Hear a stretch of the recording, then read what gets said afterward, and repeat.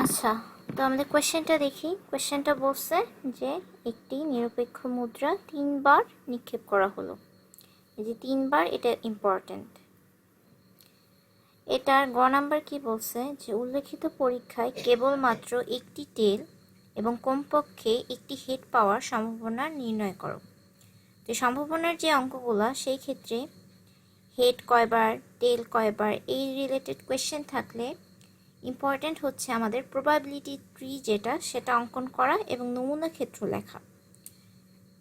এই দুইটা হচ্ছে, অর্থাৎ এই যে বি নাম্বার, খ নাম্বারে যেই দুইটা বের করতে বলছে, এটা হচ্ছে ইম্পর্ট্যান্ট। এটা করতে পারলে তারপর আমরা পরের যেই স্টেপ ওটা করতে পারবো। তাহলে আমরা খ নাম্বারটা আগে করব।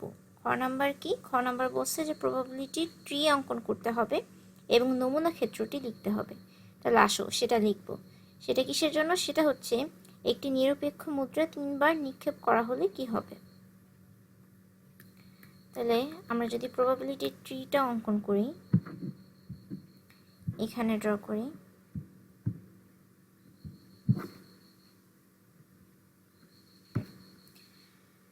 তো এই হচ্ছে কয়েন। যদি ধরি এই কয়েনটা একবার নিক্ষেপ করব, একবার নিক্ষেপ করলে হয় হেড পাবো নয় টেল পাবো।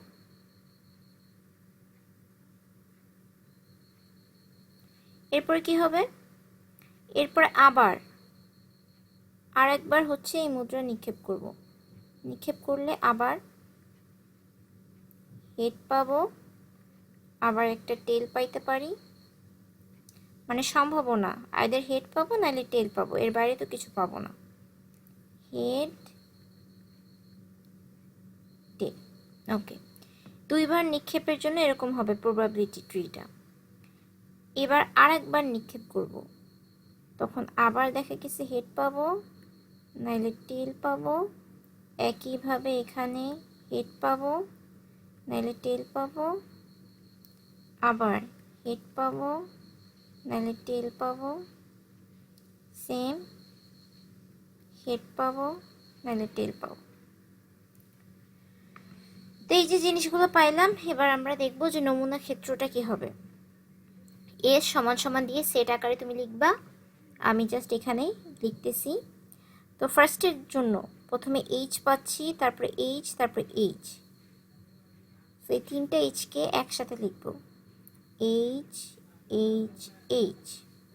এরপরে কি? H H T, H H T, তারপরে H T H, H T H, then H T T, H T T, তারপরে পাবো হচ্ছে T H H, T H H, তারপরে টি এইচ টি, দেন টি টি এইচ, আবার টি টি টি। মনে রাখবা, আমরা যেহেতু 3 বার হচ্ছে মুদ্রা নিক্ষেপ করছি আর প্রত্যেক বারের জন্য 2টা করে সম্ভাবনার জিনিস পাবো, আইদার হেড পাবো না হলে টেল পাবো। তাই আমাদের যে নমুনা ক্ষেত্র হবে সেখানে উপাদান হবে 2⁻3, অর্থাৎ 8টা পাবো। তাহলে এখানে দেখি কয়টা হয়েছে, 1 2 3 4 5 6 7 8, গুড। তার মানে আমরা প্রত্যেকটা কি কি সম্ভাবনার কেস হইতে পারে সেটা লিখছি। এই যে আমরা প্রবাবিলিটি ট্রি ড্র করছি এবং নমুনা ক্ষেত্র লিখছি, এই দুটার ব্যবহার করে আমরা সি নাম্বার যে কোয়েশ্চেনটা সেটা অ্যান্সার করব। তাহলে সি নাম্বার কি বলছে?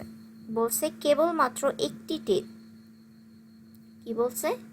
বলছে কেবলমাত্র একটি টেল। যেই কথা সেই কাজ। একটা মাত্র টেল যেখানে যেখানে আছে ওইগুলোকে আমরা কাউন্ট করব। টোটাল আমাদের সম্ভাবনা কয়টা? টোটাল হচ্ছে 8টা। 8টা পসিবল ওয়ে আছে বা 8টা পসিবল জিনিস আছে যেটার মাধ্যমে এই কয়েন টসটা হইতে পারে। 8টা রেজাল্ট পেতে পারি আমরা বেসিকলি। তো এই 8টা প্রবাবল রেজাল্টের মধ্যে আমাদের বলছে কেবলমাত্র একটা টেল আছে, সেই রেজাল্ট কয়টা? এরকম প্রবাবল রেজাল্ট হচ্ছে, এখানে দেখো একটা টি আছে, তাহলে এই একটা ট্রি আছে। আচ্ছা, আমি একটা অন্য কালার দিই। কেবলমাত্র একটা টি, এখানে কেবলমাত্র একটা টি, এখানেও কেবলমাত্র একটা টি। বাকিগুলোই দেখো এখানে কোনো টি নাই, এখানে দুইটা টি, এখানে দুইটা টি, এখানে দুইটা এবং এখানে তিনটা, তাহলে এগুলো কাউন্ট করব না। সো টোটাল আমার কি, টোটাল হচ্ছে আমার প্রবাবল রেজাল্ট হচ্ছে 8টা। 8টার মধ্যে আমি কেবলমাত্র টি পাই 3টাই। তো এই যে 3/8, এই 3/8 হচ্ছে কার সম্ভাবনা?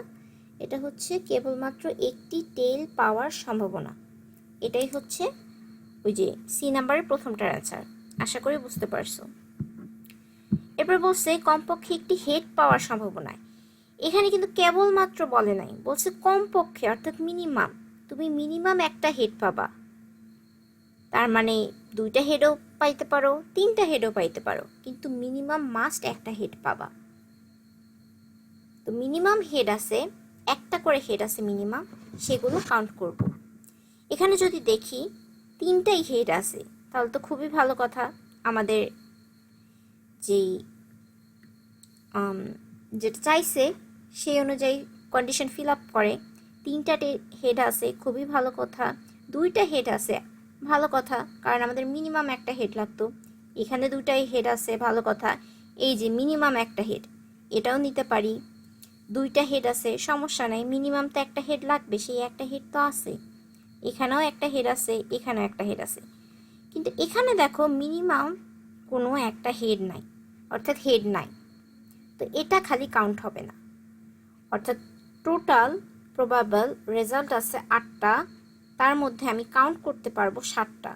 তো এই যে 7/8, এটাই হচ্ছে কেবল না সরি কমপক্ষে একটি হেড পাওয়ার সম্ভাবনা। তো এই হইল 2টার অ্যান্সার। যেভাবে আমি বলছি ওইভাবেই। বি নাম্বারে তো তুমি এই 2টা জিনিস লিখলাম। সি নাম্বারে লিখবা যে নমুনা ক্ষেত্র থেকে আমরা দেখি এরকম কেবলমাত্র একটি হেড আছে এই নমুনা ক্ষেত্রে, আর কমপক্ষে টেল আছে এইগুলায়, তাই আমাদের যে সম্ভাবনা এরকম হবে লিখে দিবা, আবার এটা হবে 7/8। এই হলো অ্যান্সার।